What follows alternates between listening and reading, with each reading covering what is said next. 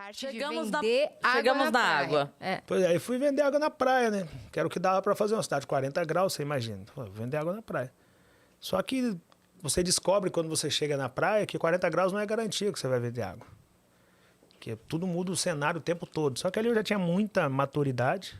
Eu costumo brincar que na vida das pessoas, dos 15 aos 20 anos, o regente na nossa vida é a vontade. Você tem vontade de fazer várias coisas.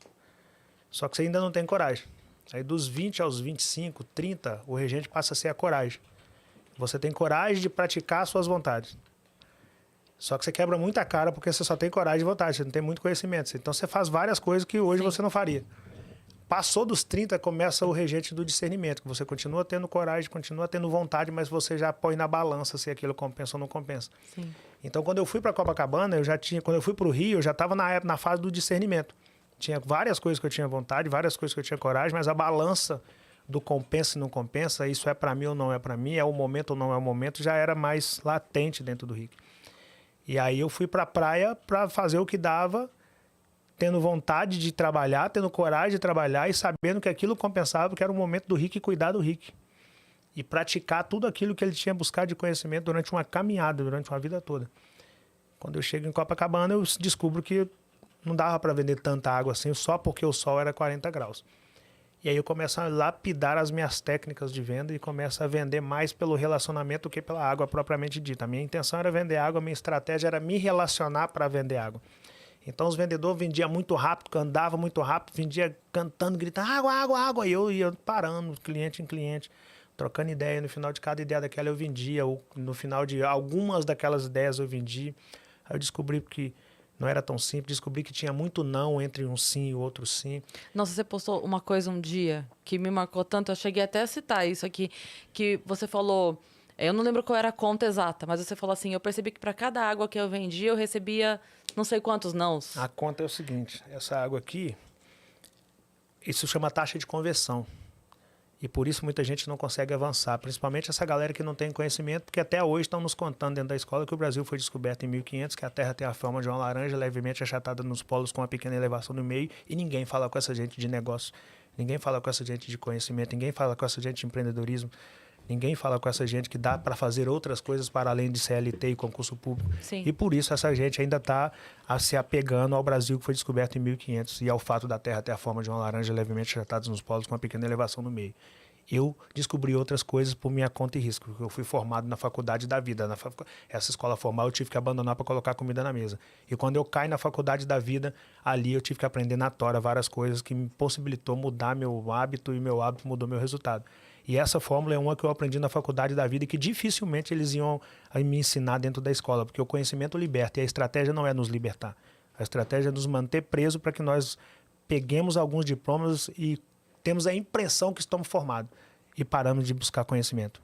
E aí nós estamos dentro de uma jaula, preso a um canudo que muitas das vezes não garante o seu sucesso. Com certeza. E eu fui para a faculdade da vida. A faculdade da vida me ensinou isso. Taxa de conversão. O que é taxa de conversão? É a minha meta, vezes a quantidade de vezes que eu tenho que oferecer esse produto, ou seja, água. Eu oferecia 30 água para vender uma. Eu tive que descobrir isso na tora, porque com o tempo eu comecei a oferecer água, eu não vendia, eu tenho que contar quantos nãos eu estou tomando aqui. Aí comecei a contar e descobri que mais ou menos a cada 30 águas que eu vendia, que eu oferecia, eu vendia uma. A minha meta era vender 120 garrafas de água. Então são 30, eu multiplico 30 por 120, que vai dar 3.600. Como eu tomava 29 nãos a cada 30, eu multiplico 30 por 29, que são 3.480 nãos. 120 é a minha meta.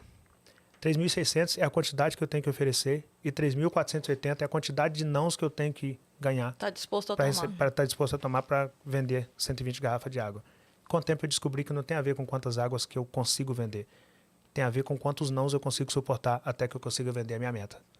O mundo dos negócios não tem a ver com quantos sims você alcança, mas sim com quantos nãos você se porta.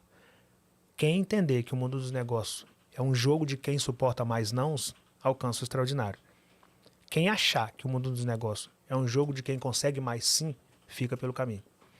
Quando eu entendi isso, eu entendi minha taxa de conversão e isso me conduziu a resultados diferenciados, porque estava longe de ser extraordinário até o episódio do gravar o vídeo da água. Até ali eu tinha um resultado diferente dos demais, porque eu já tinha cálculos matemáticos, eu já tinha educação financeira, eu tinha controle emocional para suportar 29 nãos. Tem gente que começa a vender água na praia, pega a caixa de isopor no primeiro dia, vai todo animado, toma 15 nãos e fala, isso não é para mim.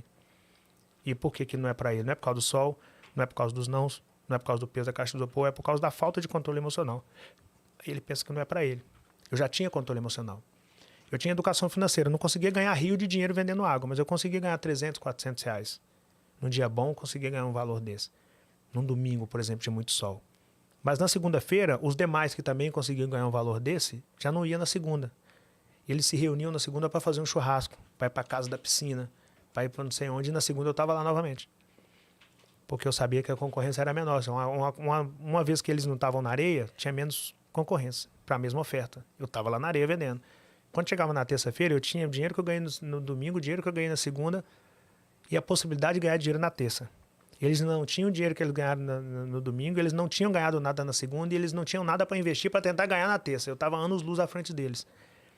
E aquilo começou a formar em torno do Rico um diferencial e um instinto de liderança que começou a servir como base para os demais. A galera começou a me perguntar, como é que você faz? Como é que você vende?